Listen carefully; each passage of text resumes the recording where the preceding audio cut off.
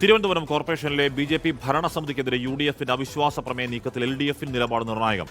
UDF പ്രമേയത്തെ പിന്തുണയ്ക്കുന്നത് ചർച്ച ചെയ്ത് തീരുമാനിക്കുമെന്നാണ് എൽ.ഡി.എഫ് നേതാക്കൾ പറയുന്നത്. നിലവിൽ എൻ.ഡി.എക്കൊപ്പമുള്ള സ്വതന്ത്ര നീക്കങ്ങളും നിർണായകമാണ്. എൻ.ഡി.എക്കൊപ്പം ഉറച്ചു നിൽക്കുമെന്നാണ് 24നോട് സ്വതന്ത്ര കൗൺസിലർ പാറ്റൂർ രാധാകൃഷ്ണന്റെ പ്രതികരണം. അല്ല, എനിക്ക് അങ്ങനെ തോന്നുന്നില്ല. അങ്ങനൊരു സാഹചര്യം വന്നിട്ടില്ല. ഭരണസ്തംഭനം ഉണ്ടാകേണ്ട പ്രത്യേക സാഹചര്യം എന്നുള്ളതായി തോന്നുന്നില്ല. അല്ല, എൽ.ഡി.എഫിനും യു.ഡി.എഫിനും ഒക്കെ ഈ ഭരണ സംവിധാനത്തെ അവിശ്വസിക്കാം. എന്നെ സംബന്ധിച്ച് ഞാനൊരു രാഷ്ട്രീയ പാർട്ടിയുടെയും പിന്തുണയോടെ അല്ല മത്സരിച്ചത്. എനിക്ക് അവിശ്വാസം തോന്നത്തക്ക ഒരു സാഹചര്യം ഇപ്പോൾ ഉണ്ടായിട്ടില്ല എന്നാണ് ഞാൻ പറഞ്ഞത്. നഗരഭരണം സുഗമമായി പോകണം, അതിൻ്റെ സാഹചര്യം ഉരുത്തിരിയുന്ന ഒരു ഭരണ സംവിധാനത്തിന് പിന്തുണ കൊടുത്താണ്. അത് രഹസ്യമായിട്ടൊന്നുമല്ല, ഒളിച്ചിരുന്നിട്ട് കൈപൊക്കിയൊന്നുമല്ല, പരസ്യമായി പ്രഖ്യാപിച്ചുകൊണ്ട് പിന്തുണ കൊടുത്താണ്. ജിബിൻ ജെ.ബി. വിവരങ്ങൾ ചേർന്നു. ജിബിൻ, രാധാകൃഷ്ണൻ തന്നെ പറയുന്നുണ്ട് പ്രതിപക്ഷത്ത് നിന്ന് ക്ഷണമൊന്നും കിട്ടിയിട്ടില്ല, പിന്നെ അതിനെപ്പറ്റി ആലോചന ഉണ്ടാകുമെന്ന് പറയുന്നുണ്ട്. അപ്പോൾ ക്ഷണം കിട്ടിയാൽ വേറൊരു ആലോചന ഉണ്ടാകും എന്ന കാര്യം അറിയില്ല. കാപ്പ കേസിലകത്ത് കിടക്കുന്ന, ഗുണ്ടാ കേസിലകത്ത് കിടക്കുന്ന ഈ പറയുന്ന മറ്റേ കൗൺസിലർ ആർ സുഗതനെ അടിയന്തരമായി ബി.ജെ.പിക്ക് വീണ്ടും സഭയിലേക്ക് കൊണ്ടുവരേണ്ടി വരും. യു.ഡി.എഫ് അവിശ്വാസ പ്രമേയം എന്ന നീക്കം സ്ഥിരീകരിക്കുന്നുണ്ടോ? എൽ.ഡി.എഫ് നിലപാട് ചർച്ചയിലാണോ ജിബിൻ?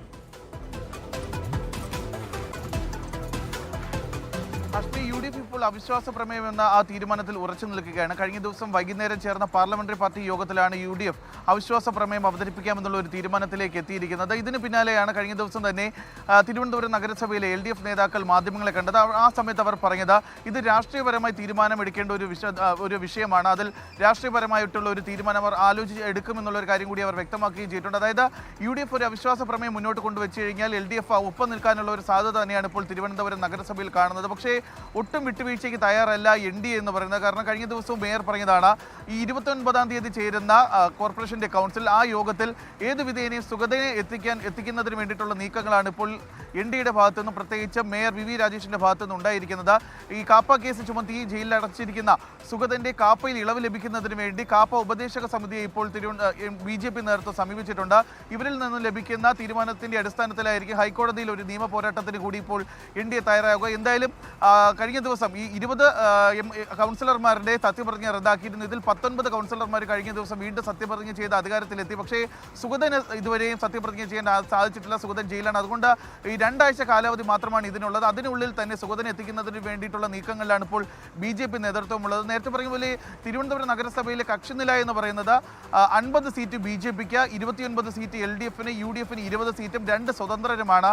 അതിൽ പൗണ്ട് കടവിൽ നിന്ന് കോൺഗ്രസിന്റെ ഒരു വിമത സ്ഥാനാർത്ഥി ജയിച്ചു വന്നിരുന്നു, സുധീഷ് എന്ന് പറയുന്നത്. അദ്ദേഹം യു.ഡി.എഫിനൊപ്പം തന്നെയാണ്. മറ്റൊന്നാണ് സ്വതന്ത്രനായി മത്സരിച്ച് വിജയിച്ച് അതിനുശേഷം പരസ്യമായി തന്നെ എൻ.ഡി.എക്ക് പിന്തുണ നൽകിക്കൊണ്ട് വന്ന് ഇപ്പോൾ സ്റ്റാൻഡിംഗ് കാര്യ കമ്മിറ്റി ചെയർമാനുമായിരിക്കുന്ന പാറ്റൂർ രാധാകൃഷ്ണൻ അല്പസമയം മുമ്പ് 24നോട് സംസാരിച്ചപ്പോൾ അദ്ദേഹം പറഞ്ഞത് താൻ എൻ.ഡി.എക്ക് ഒപ്പം തന്നെയാണ്. പക്ഷേ അദ്ദേഹം അതിൽ ഒരു കാര്യം കൂടി പറഞ്ഞു വ്യക്തിക്കുന്നുണ്ട്, താൻ ബി.ജെ.പിയുടെ പൊളിറ്റിക്സോ എൻ.ഡി.യുടെ പൊളിറ്റിക്സോ അംഗീകരിക്കുന്നില്ല. പക്ഷേ ഒരു ഭരണത്തിൽ എത്തുന്ന മുന്നണിക്ക് ഒരു പരസ്യമായിട്ടുള്ള ഒരു അദ്ദേഹത്തിന്റെ സഹായം മാത്രമാണ് അദ്ദേഹം ചെയ്തിട്ടുള്ളത്. അതായത് ഒരു പരസ്യമായി തന്നെ ഒരു അവിശ്വാസ പ്രമേയം വന്ന അവിശ്വാസ പ്രമേയത്തിലൂടെ നിലവിലുള്ള മുന്നണി, അതായത് എൻ.ഡി. അധികാരത്തിൽ നിന്ന് പോവേണ്ട ഒരു സാഹചര്യം വന്നു കഴിഞ്ഞാൽ അദ്ദേഹത്തിന്റെ നിലപാട് അവിടെ നിർണായകമാകുമെന്നുള്ളൊരു കാര്യം ഉറപ്പാണ്. ഇതിൽ ഏറ്റവും അധികം എടുത്തു പറയേണ്ട ഒരു സാധ്യത എന്ന് പറയുന്നത് സുഗതന് തിരികെ വന്ന് സത്യപ്രതിജ്ഞ ചെയ്യാൻ സാധിച്ചില്ല എന്നുണ്ടെങ്കിൽ, ഈ പറയുന്ന 2 ആഴ്ച എന്ന് പറയുന്ന കാലയളവിനുള്ളിൽ സുഗതന് വന്ന് പ്രതിജ്ഞ ചെയ്യാൻ സാധിച്ചില്ലെങ്കിൽ അദ്ദേഹം അയോഗ്യനാക്കപ്പെടും. അങ്ങനെയാണെന്നുണ്ടെങ്കിൽ വാഴോട്ടുകോണം വാർഡിൽ വീണ്ടും ഒരു ഉപതെരഞ്ഞെടുപ്പിനുള്ള ഒരു സാധ്യത കൂടി കണക്കാക്കപ്പെടുകയാണ്. അങ്ങനെ ഒരു വാഴോട്ടുകോണത്ത് ഒരു ഉപതെരഞ്ഞെടുപ്പ് വന്നു കഴിഞ്ഞാൽ അവിടെ നിന്ന് എൽ.ഡി.എഫോ യു.ഡി.എഫോ വിജയിച്ച് എത്തിക്കഴിഞ്ഞാൽ വീണ്ടും ഈ കക്ഷിനില എന്ന് പറയുന്നത് ബി.ജെ.പിക്കുള്ളത് 50 എന്നുള്ളത് 49 കുറയുകയും ചെയ്യും. എതിർപക്ഷത്ത് നിൽക്കുന്ന 29 എൽ.ഡി.എഫ്, യു.ഡി.എഫ് 20, ആ കക്ഷിനില 49 എന്നുള്ളത് 50 തികയുകയും ചെയ്യും. അവിടെയാണ് ഇതിലൊരു സാധ്യത ഇപ്പോൾ നിലനിൽക്കുകയും ചെയ്തിട്ടുള്ളത്. അതുകൊണ്ടാണ് ഇപ്പോൾ കഴിഞ്ഞ ദിവസം തന്നെ ഈ കാപ്പ കേസിൽ ഉള്ളിൽ കഴിയുന്ന സുഗതനാണ് ഇപ്പോൾ ഏറ്റവും നിർണായകം. സുഗതന്റെ തിരിച്ചുവരും, അതുപോലെ തന്നെ ഈ സ്വതന്ത്ര കൗൺസിലറായിട്ടുള്ള പാറ്റൂർ രാധാകൃഷ്ണൻ, ഇവരുടെ രണ്ടുപേരുടെ കാര്യമാണ് ഇപ്പോൾ ഈ തിരുവനന്തപുരം കോർപ്പറേഷനിൽ ഏറ്റവും നിർണായകമായിട്ടുള്ളത്. സുഗതന് തിരികെ എത്താൻ കഴിഞ്ഞാൽ മറ്റു പ്രശ്നങ്ങളൊന്നുമില്ലാതെ ബി.ജെ.പിക്ക് ഭരണവുമായി മുന്നോട്ട് പോകാൻ സാധിക്കും. പക്ഷേ സുഗതന് തിരികെ എത്തി സത്യപ്രതിജ്ഞ ചെയ്ത് അധികാരത്തിലെത്താൻ സാധിച്ചില്ല എന്നുണ്ടെങ്കിൽ തിരുവനന്തപുരം കോർപ്പറേഷൻ വലിയ രീതിയിലുള്ള ഒരു പ്രതിസന്ധി തന്നെ ഉണ്ടാകും. അങ്ങനെയാണെങ്കിൽ എൽ.ഡി.എഫും യു.ഡി.എഫും ഒന്നിച്ചു നിന്ന് കഴിഞ്ഞാൽ ആ ഭരണം അട്ടിമറിച്ചുകൊണ്ട് പുതിയൊരു മുന്നണിക്ക് അല്ലെങ്കിൽ പുതിയൊരു മേയർ അവിടെ ഉണ്ടാകുമെന്നുള്ള ഒരു കാര്യം കൂടി ഇപ്പോൾ ഉറപ്പാക്കുകയും ചെയ്തിരിക്കുകയാണ്. ജിബിൻ ജെ.ബി. ആണ് ആ വാർത്തയുടെ വിവരങ്ങൾ നൽകിയത്. എന്താണ് ഈ പറയുന്ന സുഗതൻ എങ്ങോട്ടേക്ക് വന്നാൽ ഓക്കെയാണ്. സുഗതനെ ഇങ്ങോട്ടേക്ക് എത്തിക്കാനുള്ള നീക്കങ്ങൾ മേയർ ശ്രീ വി രാജേഷ് ആഞ്ഞ് ശ്രമിക്കുന്നുണ്ട്. സുഗതൻ വരുന്നില്ലെങ്കിൽ, സുഗതൻ്റെ വോട്ട് അവിടെ ഉണ്ടാവുന്നില്ല എന്നുണ്ടെങ്കിൽ അത് പ്രശ്നം ഉണ്ടാകുന്നുണ്ട്. യു.ഡി.എഫ് അവിശ്വാസ പ്രമേയം കൊണ്ടുവന്നാൽ എൽ.ഡി.എഫിന് അതിനെ പിന്തുണയ്ക്കേണ്ടി വരും. പിന്തുണയ്ക്കുന്നില്ലെന്നുണ്ടെങ്കിൽ അത് BJP പിന്തുണയ്ക്കുന്ന നിലപാട് എന്നൊക്കെയുള്ള പഴയ ഡീലാരോപണമൊക്കെ ഉണ്ടാവും. അതുകൊണ്ട് കുറച്ച് കുഴഞ്ഞു മറിയുന്നുണ്ട്, കുറച്ച് കോംപ്ലിക്കേറ്റഡ് ആവുന്നു കോർപ്പറേഷനിലെ സാഹചര്യം. സുഗതം വരുമോ ഇല്ലേ, അതാണ് ചോദ്യം.